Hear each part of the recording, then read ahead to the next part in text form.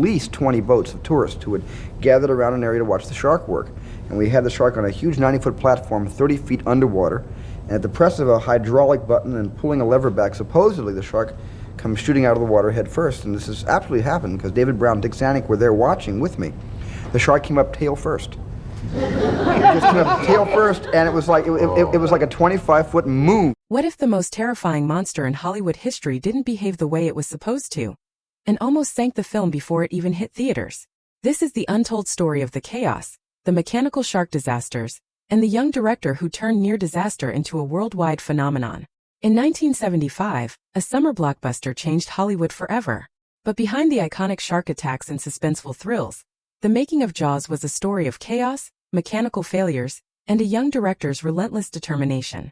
From malfunctioning sharks to hostile seas, from casting dilemmas to groundbreaking music, this is the untold story of how Jaws became a cinematic legend and turned Steven Spielberg into a household name. In the early days of filming Jaws, the production faced unexpected chaos. Around 20 boats of eager tourists had gathered to witness the shark in action. A massive 90-foot platform submerged 30 feet underwater held the mechanical shark, designed to shoot out at the press of a hydraulic button. However, the first test went wildly wrong.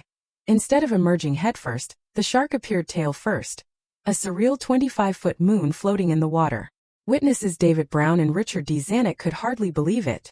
The story of Jaws began with the two producers discovering Peter Benchley's unpublished book. Brown, whose wife Helen edited Cosmopolitan, found it featured in the magazine's book section. Captivated, Brown and Zanuck read the story in a single night and purchased the film rights for $175,000 even before the book was published.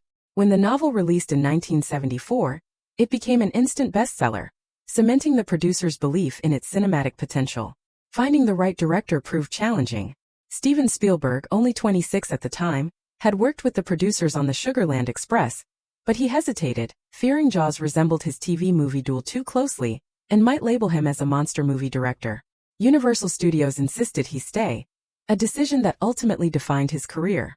With a modest budget of $3.5 million and a planned 55-day shoot, the production faced unforeseen obstacles from the start. Casting was complicated.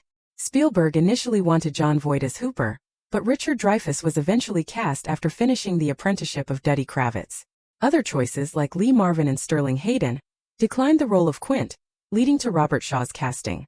To enhance the film's depth beyond a typical monster story, comedy writer Carl Gottlieb joined the team weeks before filming, rewriting scenes nightly and collaborating closely with Spielberg and the cast. Spielberg's decision to film in the Atlantic Ocean, rather than a controlled studio tank, intensified the difficulties. Set on Martha's Vineyard, Massachusetts, the location required shallow yet isolated waters. The ocean, however, proved unpredictable. Calm waters would turn rough, pushing the boats off position. The crew spent hours re-anchoring, and filming often yielded only 2 usable shots per day. Cast and crew battled seasickness, sunburn, and exhaustion, while locals grew increasingly hostile, even throwing fish guts at Spielberg's rented house. Mechanical problems compounded the stress. The shark, nicknamed Bruce, frequently malfunctioned. Saltwater damaged its hydraulics, and its rubber skin absorbed water, appearing warped and unnatural. Filming slowed to a crawl, and frustration ran high.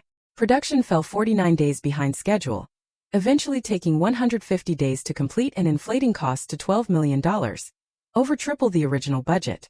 For 27-year-old Spielberg, the ordeal was terrifying, with Universal executives pressuring the team to finish on time and within budget. Amid these challenges, creative decisions shaped the film's iconic suspense. John Williams' now famous theme was initially met with skepticism by Spielberg, but its raw, relentless intensity perfectly captured the shark's menace. To maintain suspense, Spielberg opted to show less of the shark, emphasizing audience imagination over gore.